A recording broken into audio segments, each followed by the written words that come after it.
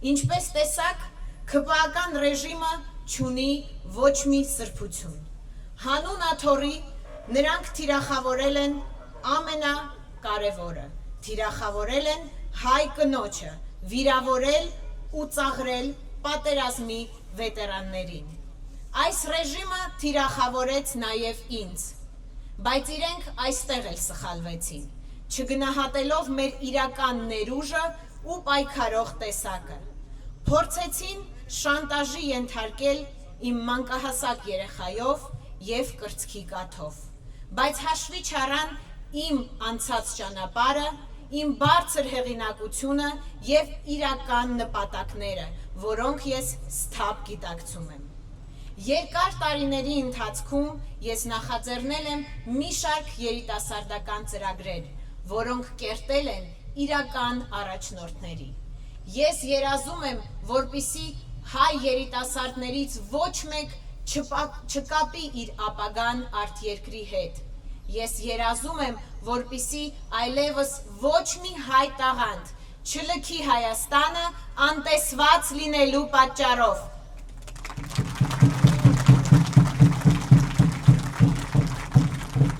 Երկար տարիների ընթացքում ես նախաձեռնել եմ նաև մի շարք հայրենասիրական ծրագրեր։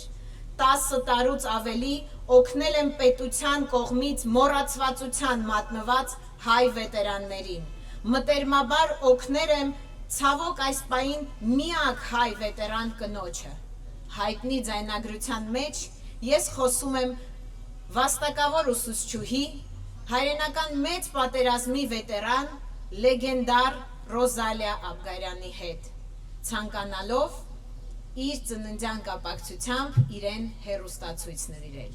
Ես բնավ չեմ արդարանում։ Անցած տարի հունիսի 17-ին լրացել է տիկին Ռոզալիայի 103-ամյակը։ Այդ օրը մենք բոլորս գիտենք, թե որտեղ եմ եղել ես։ Հունիսի 17-ին 2025 թվականի ապօրինի ձերբակալվեց Սամվել Կարապետյանը, և ես չկարողացա շնորհավորել տիկին Ռոզալիային իր ծննդյան կապակցությամբ։ Այնուհետև տիկին Ռոզալիան հիվանդացավ, 2 ոտքի ծանր վիրահատություն է տարել, և ես այդպես էլ չեմ կարողացել իրեն այցելել։ Այս տարվա կանանց մեկամսյակի շրջանակներում ես որոշեցի այցելել տիկին Ռոզալիային և նվիրել իրեն խոստացած հեռուստացույցը, բայց իմ իրավաբանները խորհուրդ չտվեցին ինձ դա անել, մեկնաբանելով, որ դա կարող է ընտրակաշառք համարվել։ Մենք մի հզոր միջոց ունենք ձեր դեմ,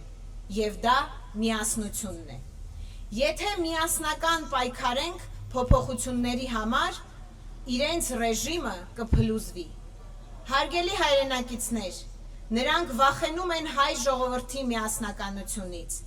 Դա է պատճառը, որ ուզում են մեզ սևերի և սպիտակների բաժանել, նախկինների և ներկաների։